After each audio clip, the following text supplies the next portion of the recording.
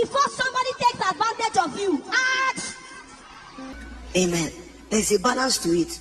So if somebody says, I'm led by the Spirit for pastors here, you say, it's my conviction, it's my consecration to not discuss charges. And why do I do that? How much can I place on my gift? So I'll come, and because I understand that my ministry is twofold, primarily to minister unto the Lord. That's the first calling of every minister. Say, to minister unto the Lord, and then his people. And this is the way it works. As you minister to him, he then sings through you over his people. He rejoices over them with singing. So my understanding has always been, okay, if a church invites me to come minister, they are doing two things. First, come and minister to God and to his people. My own understanding, and let me say this before I trend on Twitter, because people will take it and tell Pastor Nad, say no. My understanding is, when you say to me, come and minister to God, I can't charge God to minister to him. How much did he charge me for his blood on Calvary? The blood that is the very reason for my ministry. So it's a personal consecration, and it has worked for me. So why leave what is working? See, if I share some of my testimonies, people will be jealous. Oh, I don't even want to go there. Strange things. As I am a living testimony by God's grace of what it means to be on God's payroll.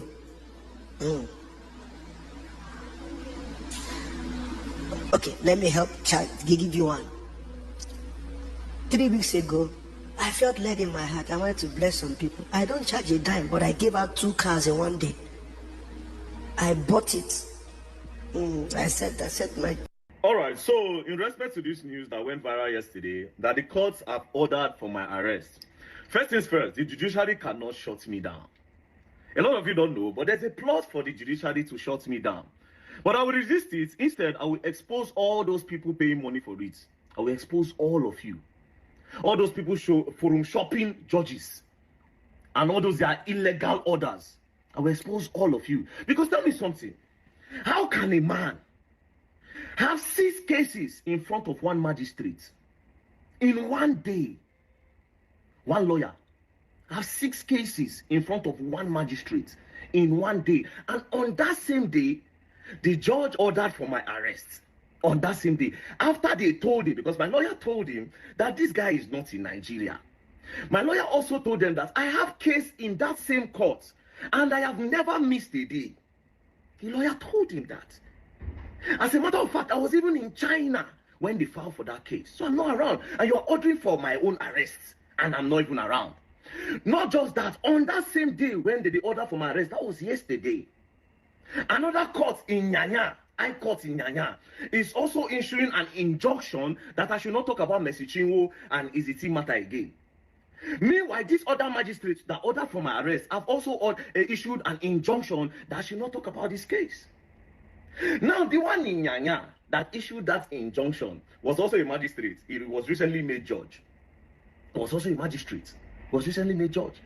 Now, again, if you go through their case, the affidavit is very scanty. No reasonable person will give an order based on that affidavit, based on that case where they file. And they look the case and I'm like, what's going on here? Not just that, this ex parte that you people pass, this ex parte order, what did they call them? I thought the NJC, I've stopped that, I put a stop on that, and I've warned all judges to not do that ex parte thing anymore. So why is this judge in Nyanya, why is he doing it? And why are they trying to do it? This ex parte thing. So the NJC, is it that you don't have, the law does not stand? I mean, you put a stop to this, why are they trying to do it? So listen to me, like I said, the judiciary cannot shut me down. Instead, all those people paying for it, I go expose all of them. I don't get that time. That being said, I know what they look for. You understand? They want the news. Oh, very dark man came to Nigeria, because their plan will be, if I come to Nigeria, maybe they handcuff me. They handcuff me, people go say, yes, oh, Messi don't win and all that, blah, blah, blah, blah, blah, blah. See, the truth is that even if I come to Nigeria now, and they handcuff me, listen, it still does not change the truth. Yeah, CHINWO's issue. We had so many issues over the years from the... Nobody, they fear anybody. Hey, my country people, mercychinwo record label saga. Stick around to the end and hear what is going on. Thank you so much. So guys, let's dive right to the news. Bada. I'm sure there's a lot of things to say. And of course, Gang, who is also in radio, we can talk about this. There's been so many issues over the years from the P-Square brothers to mercychinwo's issue. We had Kiss Daniel, who he had to change the spelling of his name to Kiss. Kiss, exactly. And then we also had Runtown, who was run out of town musically because of all of this. You've been waiting to say that, I'm sure. So let's dive into it. Let's define what royalties are, because I feel a lot of Nigerians don't understand it, and once there's a buzz in social media, everyone wants to say something without really understanding what royalties are. I want to start with you, because you deal in television and media and work in music as well. And music. So can you help define it in the simplest term possible? So royalties are the payments or the revenues that recorded or music that is performed live or written down, right, earns from usage by third parties over time. So typically, music will belong to a number of entities. Usually, you'll have record companies who own some of the publishing. You would have songwriters, the creatives, the producer, the songwriter, the singer. So there's something called the split sheet, right, which is a document that says how much each of those individuals contributed. Contributed. Yes. So their revenues, their share of revenue is always proportional to the contribution they made. So on the split sheet, the contribution they made. So if the three of us make a record, make a song, and I sing a verse, you sing a verse, he sings a verse. But you sing the chorus as well, and you produce. I get more shares. So you get more points. We call it, we get more points, like percentages. So say you get 60%. I get 20, he gets 20. All right? So the points that are documented on the split sheet is how payment, when what we call the mechanicals are calculated, right? So let's say the music gets on DSPs, digital streaming platforms, the Apple Musics of this world, the Spotifys of this world, the Audio Marks and co. At the end of the month, right, those people calculate their revenues from ad revenue, from streaming, the subscription that the people who streamed paid. And then they give you a share of listens, right? So if our song got that month, say 0.5% of total listens, he gets about 4.5% of total revenues. Right? And so when they pay the money to us, the money is paid based on the points that were allocated on the split sheet originally. So you get 60% of that revenue, he gets 20, I get 20. So it's $1 million, I get 600. You get exactly. So why do I get 20? I'm not even on the song. Because I sang the chorus. I'm not even on the song. But you are the listener. So listen. You are the one streaming. Thank you, by the way. Thank you. So broadly, that's how mechanicals work. So and then there are 4 mechanicals. There are what you call earnings from recorded music. So when the CD is bought, we're away from the CD era, but there are still parts of the world where people still buy CDs, all right? Vinyls, for instance. Vinyls, yes. People still buy them. Oh, yes. Though in this part, we say, oh, my father or my grandfather used to listen to vinyls. Yes, there are some music heads that say vinyls sound better than CDs. Absolutely. And then in the same way people collect artwork, some people collect vinyls, just as status symbol. So rich people, mega rich people will do that. So when you purchase music in that form, right, the royalties that accrue from usage, right, go back to the people who made the music. And then you talk about performance royalties. So when you get on stage and you play, there's a portion of the ticket revenue that is given to you, right? That also forms royalties. And when other people perform your music, so that record the three of us made, when other people perform it, right? Some of the monies that people pay to listen to it should come back to us. Then there's something we call sync licensing, where someone is recording, is making a movie in Nollywood and says, the song that this guy has made will be good as a soundtrack. Yes. Right? So they use it on the film, they pay us. Someone makes a commercial and thinks, this should be the soundtrack for the commercial, they license it and they pay us for that.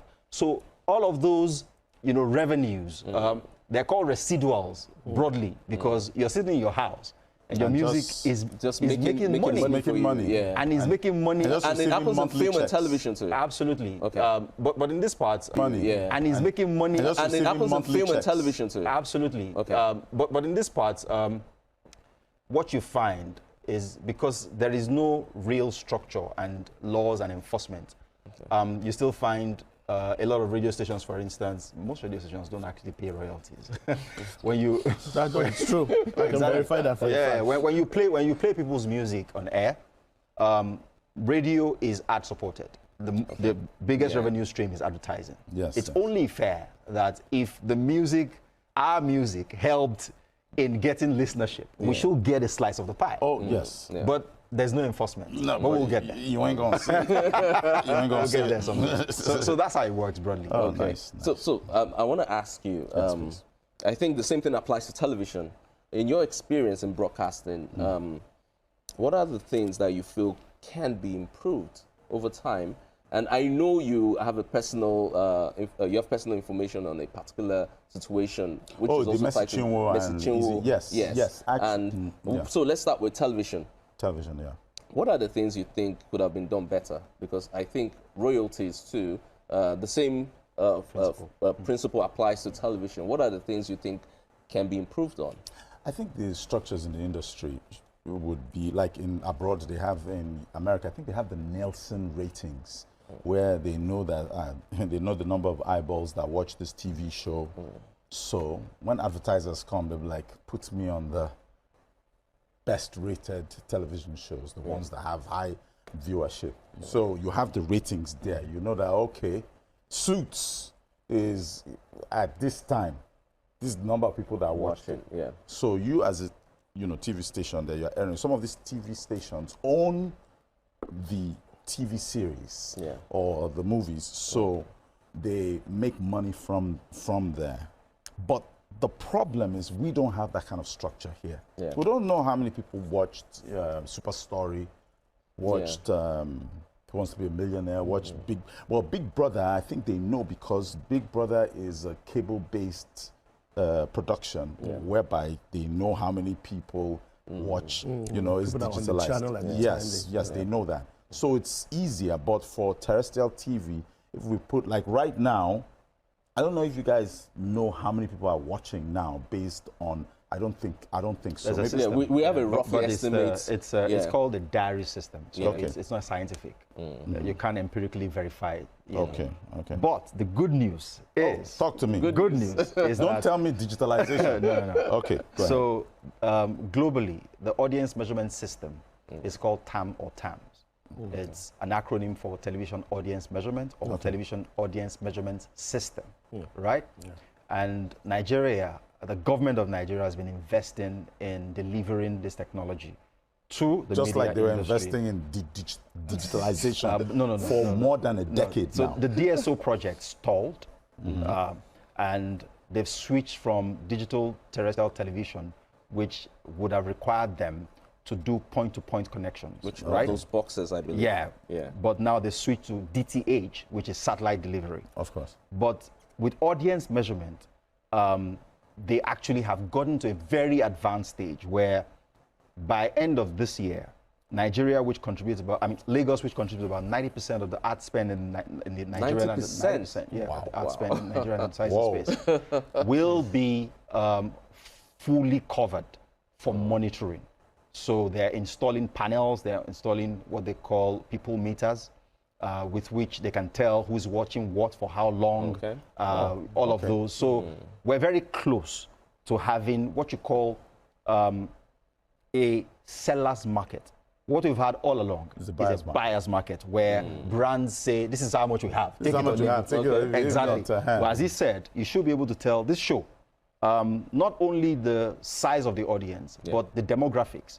It's young adults, age this to this, the age watch bracket. it. And there's also what we call average time spent, ATS. So you can tell how much someone actually sat and watched the show for.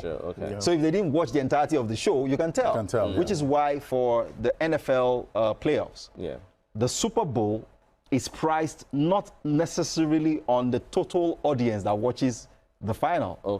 It's on the people who watch the halftime show. Because that's when viewership peaks. Not during the game. Not during the game. Exactly. Because they know, they can tell. Nice.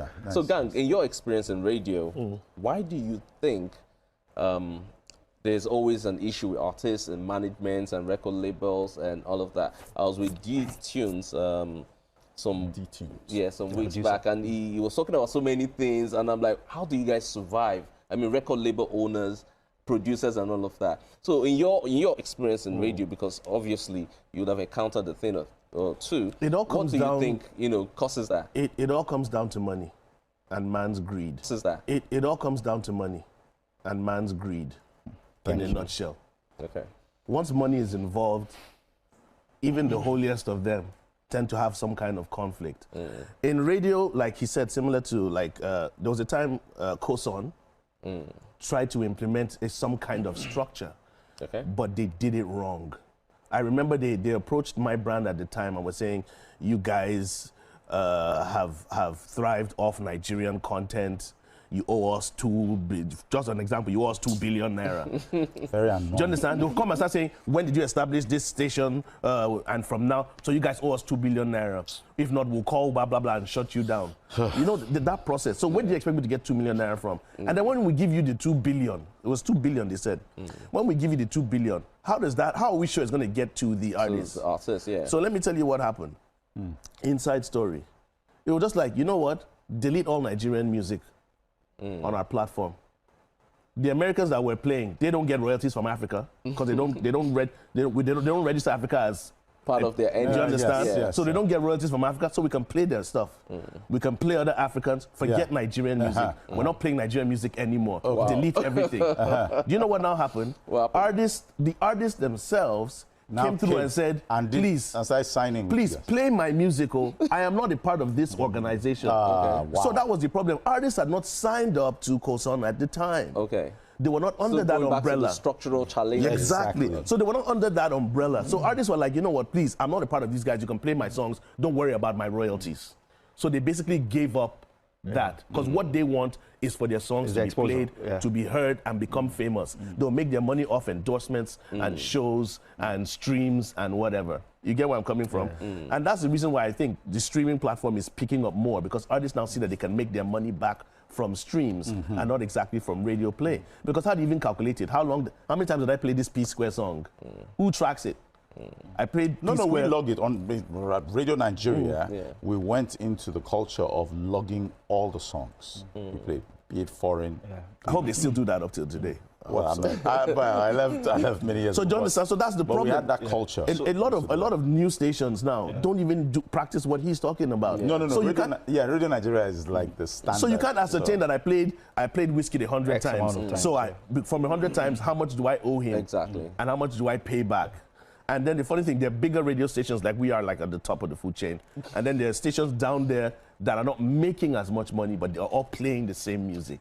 So that the key point is what you just mentioned. Now, if you approach a media channel or a media platform to pay royalties, you're assuming that they make monies from which they should pay. Exactly. So if their revenues are being held up by agencies, they haven't even paid staff, and all these issues that threaten their continued existence, they're not going to pay. Yeah. So that's the real issue.